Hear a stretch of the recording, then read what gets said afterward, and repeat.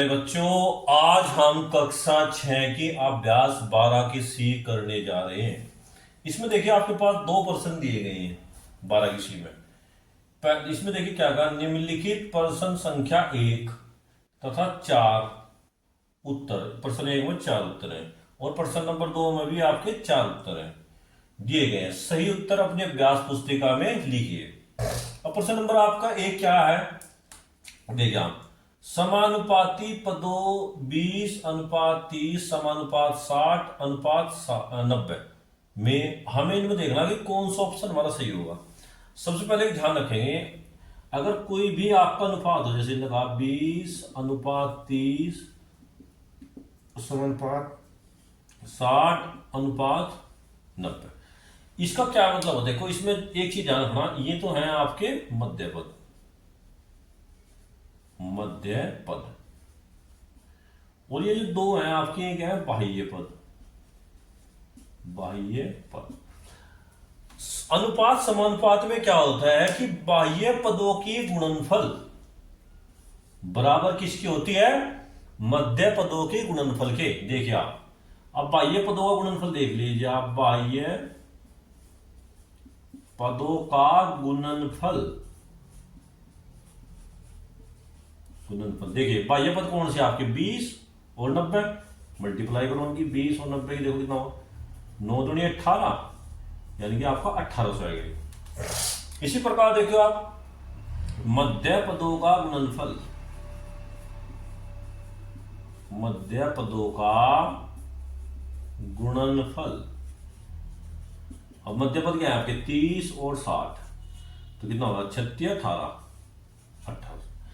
तो इसमें देखिए आप क्या देख रहे हैं, अगर कोई भी चीज आपकी समानुपात के अंदर है तो बाह्य पदों का गुणनफल बराबर होगा मध्य पदों के गुणनफल के, अगर इस प्रकार का माना अनुपात दिया गया हो। अब इसके अंदर हम क्वेश्चन में देखना, अब यहां से हमें क्वेश्चन में क्या पता लगा कि बाह्य पदों का गुणनफल बराबर किसके है, मध्य पदों का गुणनफल। अब देखो उसमें आएगा, सबसे पहले देखिए उसने क्या कहा, 20 और 60 मध्य पद है, नहीं 20 और 60 मध्य पद नहीं है, 30 और 60 मध्य पद है। इसका मतलब इसका जो ऑप्शन 1 है ये आपका गलत है। फिर कहा 30 और 90 बाह्य पद है, 30 और 90 ना जी, 30 और 60 है, इसका मतलब ये भी ऑप्शन आपका गलत है। फिर कहा 20 और 30 बाह्य पद है, यानी कि दोनों बाह्य पद है ना जी, ये कहा बाह्य पद है, ये भी आपका गलत है। बाह्य पद तो आपके 20 और 90 है। इसके बाद कहा 30 और 60 मध्य पद है, 30 और 60 मध्य पद है, ये बात बिल्कुल सही है, ये आपका फोर्थ ऑप्शन क्या है, इसका बिल्कुल सही ऑप्शन है। अब यहां देखिए आप, इसमें दिया 25, 75, 500, 1000 समानुपात में नहीं है। समानुपात में नहीं होंगे तो क्या होगा कि बाह्य पदों का गुणनफल बराबर नहीं है मध्य पदों का गुणनफल। देखिए सबसे पहले कहा कोई बाह्य पद नहीं है, नहीं ऐसा नहीं है, बाह्य पद क्यों नहीं है, 25 और 1000 बाह्य पद है, ये भी आपका गलत है, लो जी। फिर कहा बाह्य पदों का गुणनफल मध्य पदों के गुणनफल नहीं है, अगर कोई समानुपात में नहीं है तो फिर तो यही बात है, ये ऑप्शन आपका सही हो सकता है। फिर कहा बाह्य पदों का गुणनफल बराबर ना, ऐसा नहीं हो सकता, अगर बाह्य पदों का गुणनफल मध्य पदों के गुणनफल के बराबर फिर तो समानुपात में है। मध्य पदों का गुणनफल 3750 है। अब मध्य पद कौन से आपके, दोनों है, देख लो, गुणनफल 3750 है, एक तो है आपका 500 और एक क्या है आपका 75, गुणा करो, देखो क्या आप 0 0 पंजे पंजे 25, फिर देखिए आपका 0 0 5 7 35, देखिए आप गुणा करके कितना आएगा 0, तो इसका है आपका 37,500, कितना 37, अरे यहाँ पे क्या है 3750, इसका मतलब ये भी ऑप्शन आपका गलत है। इसमें केवल ऑप्शन नंबर 2 ही आपका क्या है, बिल्कुल सही है।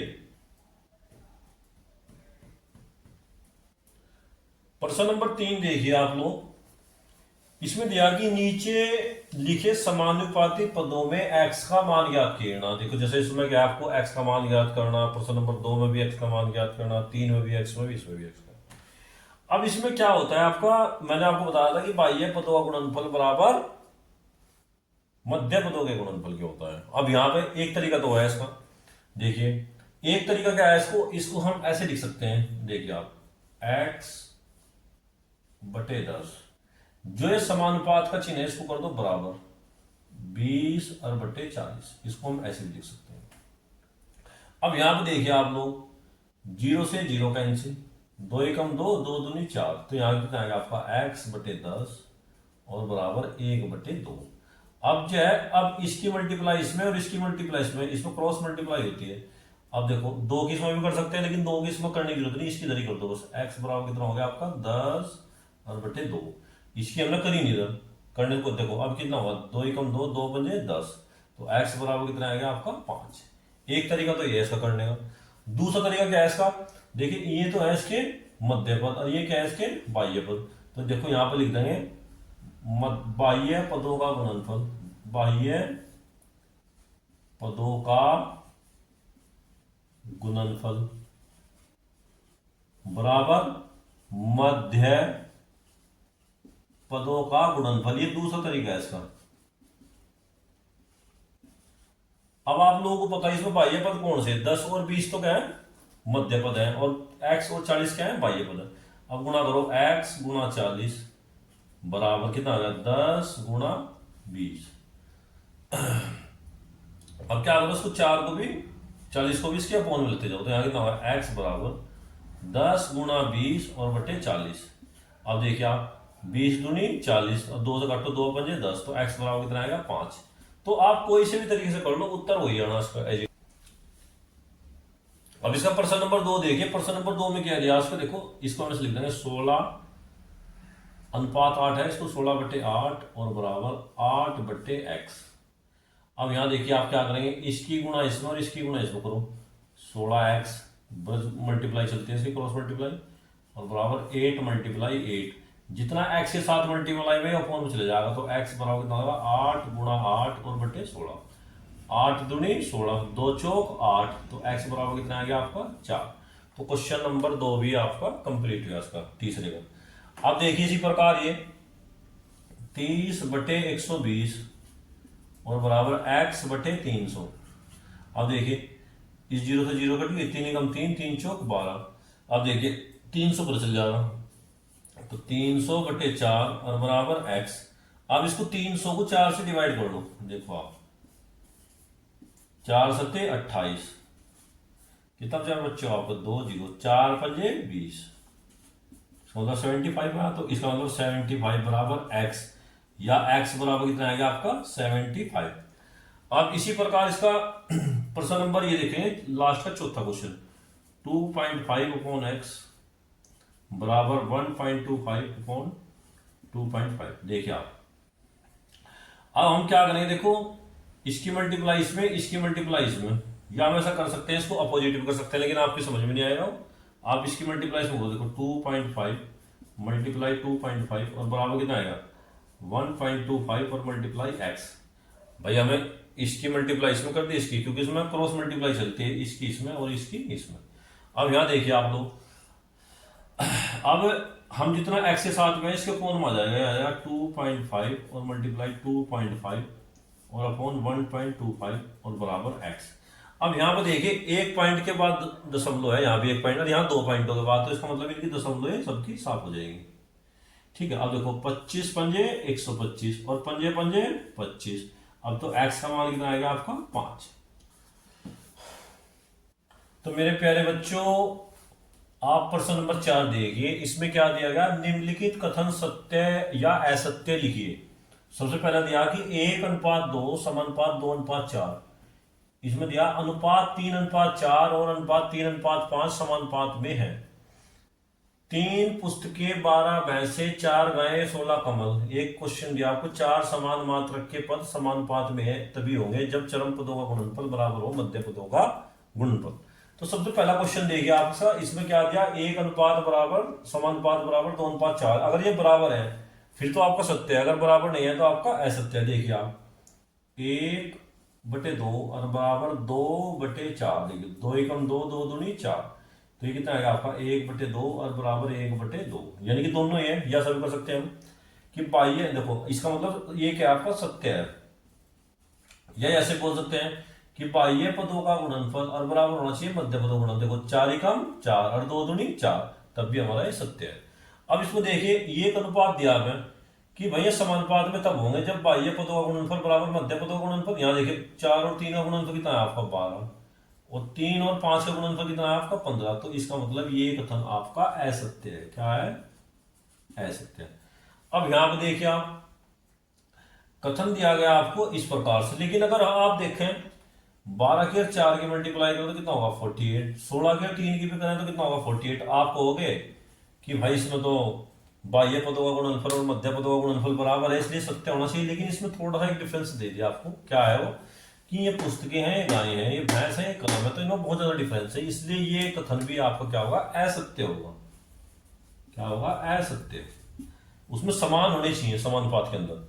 अब यहां पर दिया देखो, चार समान मात्रक के पद समानुपात में तभी होंगे जब चरम पदों का गुणनफल मध्य पदों के गुणनफल मध्य पदों के गुणनफल के बराबर है। हाँ बिल्कुल सही है। तो इसका मतलब ये कथन क्या आपका सत्य है, ये कथन आपका सत्य है। तो इसमें जो है पहला और लास्ट का ये तो है सत्य, और बीच के दोनों क्या है असत्य है आपको। तो मेरे प्यारे बच्चों प्रश्न नंबर 5 देखिए आप। प्रश्न नंबर 5 में क्या दिया गया आपको, एक आयताकार कमरे की लंबाई और चौड़ाई में 5:4 का अनुपात है। यदि कमरे की लंबाई 15 मीटर हो तो चौड़ाई बताइए। देखिए अगर इस प्रकार का कोई क्वेश्चन हो जिसमें आयताकार कमरे की लंबाई चौड़ाई दी गई हो तो इसमें क्या है, आप ऐसे मान सकते हैं, माना आयताकार कमरे की लंबाई 5x और चौड़ाई 4x, उससे कोई फर्क नहीं पड़ता। देखिए देखो, माना आयताकार कमरे की लंबाई कितनी मान ली भाई आपने 5x, और चौड़ाई कितनी मान ली भाई आयताकार कमरे की चौड़ाई कितनी मान ली आपने 4x। ऐसे लिखेंगे आयताकार कमरे की चौड़ाई 4x। अब देखिए क्यों माननी, अगर हम इनको देखो अनुपात का, अगर आप लंबाई और चौड़ाई का अनुपात निकालो, देखो लंबाई अपॉन चौड़ाई, देखो क्या आएगा आपका भाई 5x और बटे 4x, x कैंसिल, वही 5:4 आ गया वही। तो इसलिए x का इसमें कोई महत्व नहीं है, x यहाँ p q r s w कुछ भी रख सकते हैं, एक समान पद रखेंगे। तो हमने माना आयताकार कमरे की लंबाई 5x चौड़ाई 4x, फिर इसने क्या दिया, कमरे की लंबाई 15 मीटर है और कमरे की लंबाई 5x है। देखो प्रश्न के अनुसार, प्रश्न अनुसार कमरे की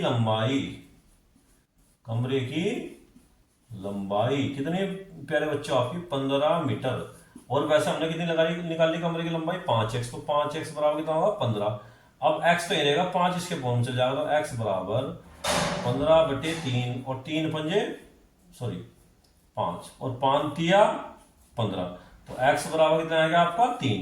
तो x की जो वैल्यू है वो 3 है। तो इस प्रकार आयताकार कमरे की चौड़ाई कितनी होगी भाई, आयताकार कमरे की चौड़ाई, आयताकार कमरे की चौड़ाई कितनी होगी आपकी 4x, यानी कि 4 गुणा 3 और 4 थिया 12, यानी कि चौड़ाई कितनी है इसकी 12 मीटर है। क्वेश्चन नंबर 6 देखिए मेरे प्यारे बच्चों, 15 अगस्त को विद्यालय में बांटने के लिए लड्डू बनवाया गया। लड्डू बनाने में प्रयुक्त बेसन और चीनी में 1:3 का अनुपात है। यदि बेसन कुल 21 किलोग्राम लगा हो तो चीनी की मात्रा बताइए। अब यहां देखिए आप हल करेंगे इसका। देखिए जब मैंने आपको बताया था जहां भी अनुपात हो आप इसको ऐसे मान लीजिए, बेसन और चीनी का अनुपात है भाई, माना बेसन तो लगा आपका x किलोग्राम और चीनी लगी आपकी 3x, क्योंकि x की मल्टीप्लाई करेंगे ऊपर नीचे। देखिए माना लड्डू बनाने में प्रयुक्त बेसन कितना मेरे भाइयों, बेसन भाई जितना यहां पर 1 है, 1 में x से गुणा कर दो कितना होगा x किलोग्राम का आपका बेसन लगा मान लिया। तो फिर उसमें लड्डू बनाने में प्रयुक्त आपकी चीनी कितनी लगी, चीनी कितनी होगी, देखो जब 3 में x से गुणा करेंगे तो कितना होगा आपका 3x किलोग्राम, ये लगी। फिर देखो प्रश्न के अनुसार ही क्या करें आप, प्रश्न अनुसार प्रश्नानुसार कहा इसने कि बेसन की कुल मात्रा 21 किलोग्राम है। भाई बेसन की कुल मात्रा कितनी है मेरे प्यारे बच्चों? दे रखी क्वेश्चन में 21 किलोग्राम। अच्छा, और वैसे हमने बेसन की जो मात्रा मानी हो कितनी मानी? x। तो इसका मतलब x बराबर कितना है आपका? 21 किलोग्राम। जब इतना है तो फिर देखो, तो लड्डू बनाने में प्रयुक्त चीनी कितनी होगी आपकी? लड्डू बनाने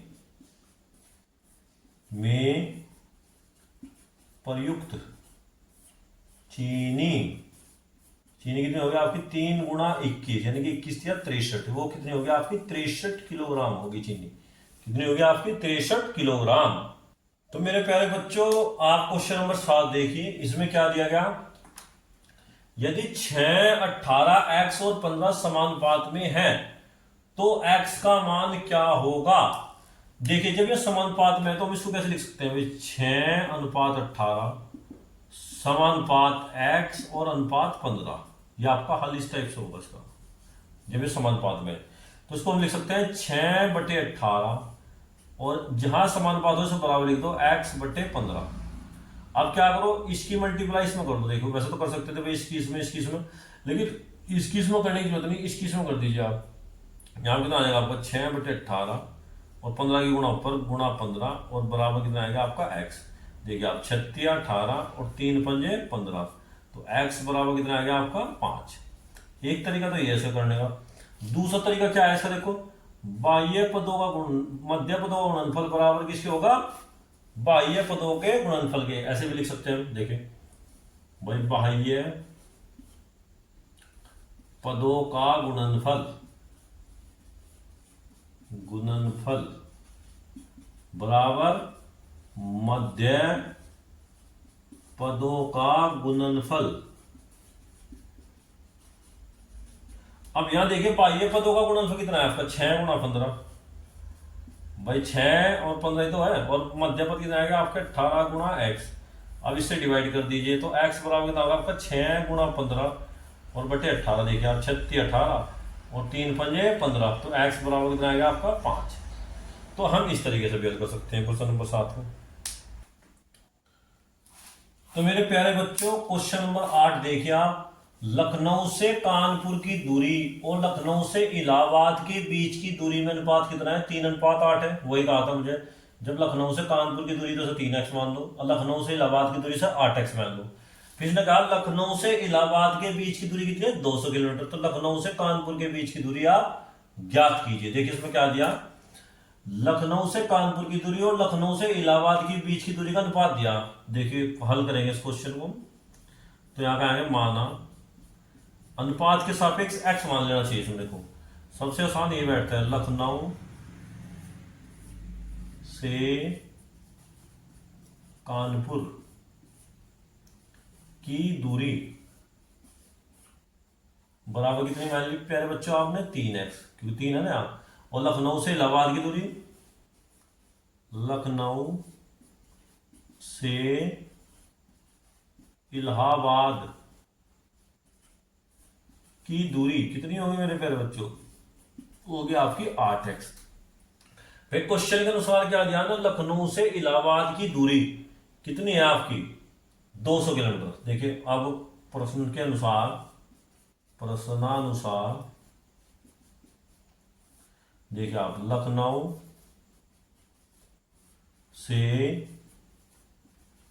इलाहाबाद की दूरी कितनी थी मेरे प्यारे बच्चों? वो दी 200 किलोमीटर। और भाई लखनऊ से इलाहाबाद की दूरी 200 किलोमीटर दे रखी, और हमने क्या मानी? लखनऊ से इलाहाबाद की दूरी 8x। तो इसका मतलब दोनों बराबर होंगे, तो हम कहेंगे 8x बराबर 200। अब इसको 8 से भाग कर दो, 8 बराबर 200 और भाग 8। अब देखिए इसे 8 से काटिए आप, 8 दूनी 16 और 8 पंजे 40। तो इसका मतलब है x बराबर कितना आएगा आपका? 25। जब x बराबर 25 है तो लखनऊ से कानपुर की दूरी आ जाएगी अब निकल कर। देखिए आप, तो लखनऊ से कानपुर की दूरी कितनी होगी मेरे प्यारे बच्चों? है 3x, यानी कि 3 गुणा 25। और 25 थी 75, तो कितनी है 75 किलोमीटर।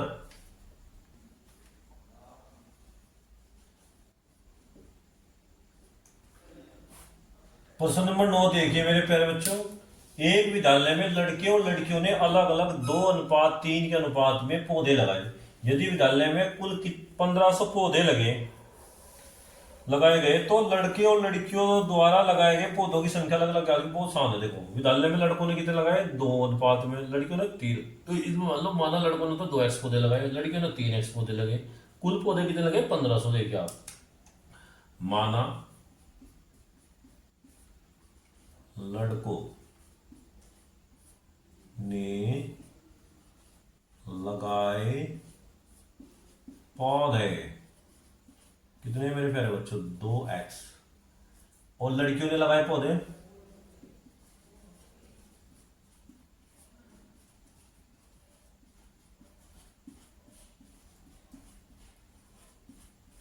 कितने मेरे प्यारे बच्चों 3x। भाई लड़कों ने 2x लगाए, लड़कियों ने 3x, तो विद्यालय में कुल कितने पौधे लगे, विद्यालय में लगे कुल पौधे कितने लगे मेरे प्यारे बच्चों 1500। अब ये देखिए आप, जब लड़कों ने 2x लगाए, लड़कियों ने 3x लगाए, तभी तो 1500 लगे। इसका मतलब है 2x ये तो लड़कों के द्वारा पौधे लगे, 3x लड़कियों के, और लगे कितने 1500। अब ये कितना आएगा आपका 5x बराबर 1500, तो x बराबर क्या आएगा आपका 1500 और भाग 5, और 5 दिया 15, तो यहाँ कितना आएगा x बराबर 300 आएगा। अब x बराबर 300 है, तो इससे हम ज्ञात कर सकते हैं कि लड़कों ने कितने पौधे लगाए और लड़कियों ने कितने पौधे लगे। तो अब देखिए आप, लड़कों ने लगाए पौधे, तो लड़कों ने कितने पौधे लगाए मेरे प्यारे बच्चों 2 गुणा 300, यानी कितना आएगा आपका 600 पौधे तो लड़कों ने लगाए, और लड़कियों के लिए लगाए पौधे, लड़कियों ने लगाए पौधे कितने लगाए मेरे प्यारे बच्चों, उन्होंने लगाए थे 3x, और x का वैल्यू क्या है आपका 300, जो अभी याद किया तो 3 थी 900, तो इसका मतलब है विद्यालय में जो लड़कों ने लगाए पौधे में 600 हैं, और जो लड़कियों ने लगाए पौधे में कितने आपके 900 हैं। मेरे प्यारे बच्चों क्वेश्चन देखिए आपका 10, गौरव ने 70 रुपए में 10 किलो अमरूद बेचे तथा आरिफ ने 5 किलोग्राम अमरूद 35 में बेचे, किसका अमरूद आपका सस्ता है? यदि ऐसा है तो वे किस भाव में अमरूद बेच रहे हैं? क्या दोनों अमरूद एक ही भाव से बेच रहे हैं? अब यहां देखिए आप, सबसे पहले भाई गौरव ने 70 रुपए में 10 किलोग्राम अमरूद बेचे, यानी कि 10 किलोग्राम अमरूद गौरव ने बेचे। कितने रुपए बेचे भाई इसने? 70 रुपए में। तो 1 किलोग्राम अमरूद कितने बेचा उसने? 1 किलोग्राम अमरूद गौरव ने बेचा। कितना बेचा मेरे प्यारे बच्चों? 70 भाग 10, यानी कि 7 रुपए, यानी कि 1 किलोग्राम अमरूद 7 रुपए बेचा।